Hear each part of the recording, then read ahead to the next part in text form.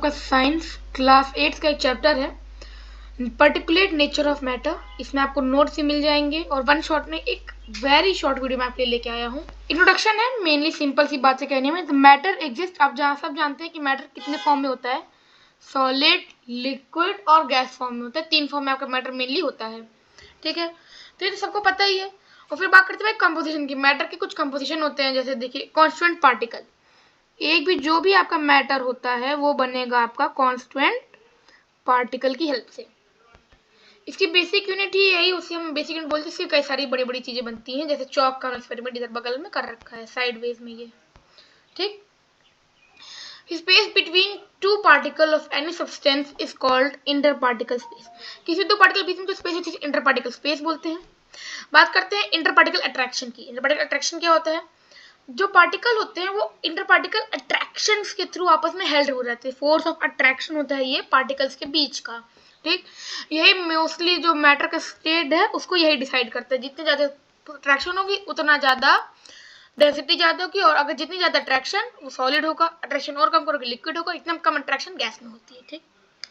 एक scientific heritage की बात करें तो हमारे जो आचार्य कनद है उन्होंने इंट्रोड्यूस किया था आइडिया ऑफ परमाणु, एटम का, और वैशेषिक में, ठीक है। बात करते हैं सॉलिड स्टेट की। सॉलिड स्टेट में क्या होता है, देखा जैसे हमने कहा इंटर पार्टिकल स्पेस कम होती है और अट्रैक्शन बहुत ज्यादा स्ट्रांग होती है। पार्टिकल्स वाइब्रेट करते हैं, ठीक। सिर्फ वाइब्रेट कर मतलब पार्टिकल्स मूवमेंट नहीं करते, सिर्फ वाइब्रेट करते हैं। Particles vibrate only. इनका जो वॉल्यूम और शेप वो फिक्स्ड रहता है, fixed shape and volume.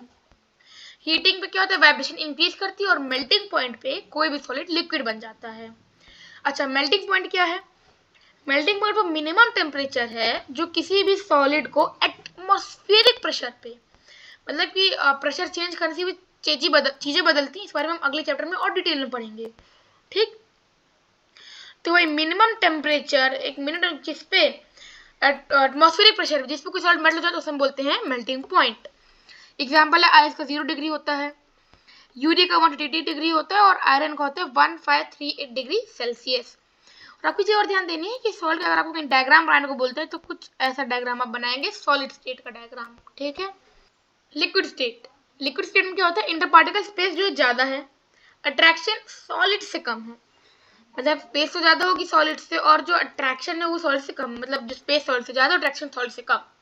And vice versa आप इसे गैस में ऐसा करके लिख सकते हैं कि स्पेस कम है और अट्रैक्शन ज्यादा है गैस से।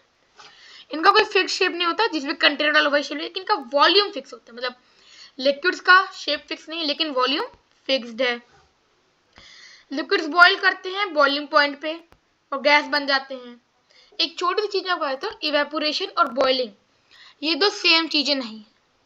इवेपोरेशन और बॉइलिंग का डिफरेंस हमारे इस टेबल से आप समझ सकते हैं, ठीक है।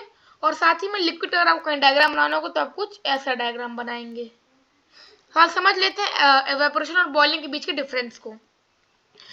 टेम्परेचर क्या है, जो वो ना किसी भी टेम्परेचर पे हो जाता है बॉइलिंग पॉइंट से। अगर बॉइलिंग पॉइंट पे जाएगा तो ऑफकोर्स वो बॉइलिंग हो जाएगा। बॉइलिंग पॉइंट से किसी भी टेम्परेचर पे इवेपोरेशन हो सकता है, लेकिन बॉइलिंग सिर्फ बॉइलिंग पॉइंट पे ही होगी।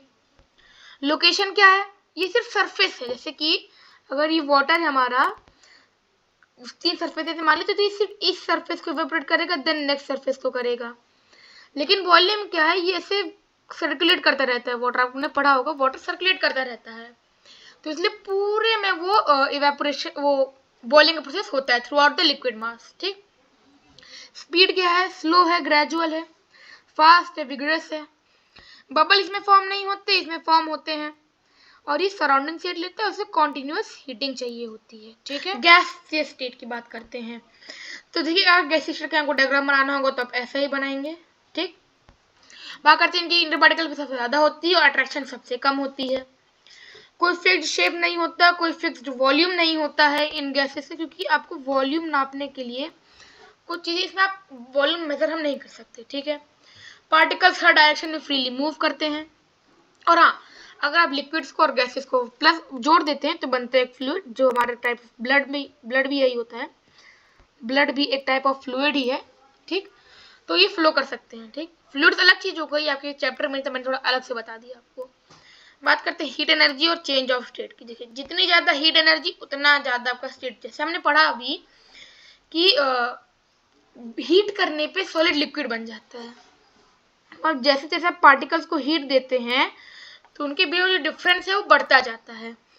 सॉलिड में सबसे कम हीट होती है, स्ट्रॉन्ग अट्रैक्शन होता है, वाइब्रेशन होता है, इसमें मोर एनर्जी है। पार्टिकल जैसे देखिए, जैसे जैसे एनर्जी बढ़ती जाएगी वैसे पार्टिकल की अपनी सेल्फ एनर्जी बढ़ती जाएगी और पार्टिकल के बीच की स्पेस बढ़ेगी, जिससे मैटर चेंज होगा। ठीक, heating increases energy, changes state. जैसे मैंने आपको बताया, मेल्टिंग, बॉइलिंग, वाइब्रेशन, तीन प्रोसेस हमने पढ़े, जिससे देख रहे हैं कि जैसे हीटिंग से आप उसको चेंज कर रहे हैं। ठीक, एक छोटी सी आपके लिए समरी टेबल लेके आ गया हूँ किसकी, तीनों स्टेट ऑफ मैटर की। पहला है सॉलिड। सॉलिड क्या है, पार्टिकल्स की अरेंजमेंट जो होती है वो टाइटली पैक्ड होती है, इंटर पार्टिकल स्पेस बहुत कम होती है, अट्रैक्शन बहुत ज्यादा होती है, मूवमेंट ऑफ पार्टिकल्स वाइब्रेट करते हैं एक फिक्स्ड पोजीशन में, शेप फिक्स्ड होता है, वॉल्यूम फिक्स्ड होता है, कंप्रेसिबिलिटी, कंप्रेस नहीं किया जा सकते, प्रेशर आप इस पर नहीं डाल सकते, और उसकी एनर्जी लॉस होती है, अभी जस्ट हमने पढ़ा। लिक्विड की बात करें तो इनकी लेस टाइटली, मतलब थोड़े से फ्री होते हैं, इंटर पार्टिकल स्पेस सॉलिड से ज्यादा, मॉडरेट अट्रैक्शन होता है, एक दूसरे के ऊपर सर्वाइव करते रहते हैं, जैसे कि इनकी पोजीशन फिक्स होती है, इनकी पोजीशन फिक्स नहीं होती है, कोई फिक्स शेप नहीं होता, फिक्स्ड वॉल्यूम इसमें भी होता है, आपको दोनों में फिक्स्ड वॉल्यूम दिख जाएगा। ठीक, और स्लाइटली कंप्रेसिबल होते हैं, हल्का सा कंप्रेस करके आइस बना सकते हैं, और एनर्जी जो है सॉलिड से ज्यादा होती है। इसमें कुछ बहुत लूज में इधर उधर आराम से हिल सकते हैं, स्पेस बहुत ज्यादा होती है, बहुत वीक होते हैं इनके अट्रैक्शन, और इधर उधर आराम से फ्रीली मूव कर सकते हैं। कोई फिक्स इनका शेप नहीं होता, कोई फिक्स्ड वॉल्यूम नहीं होता।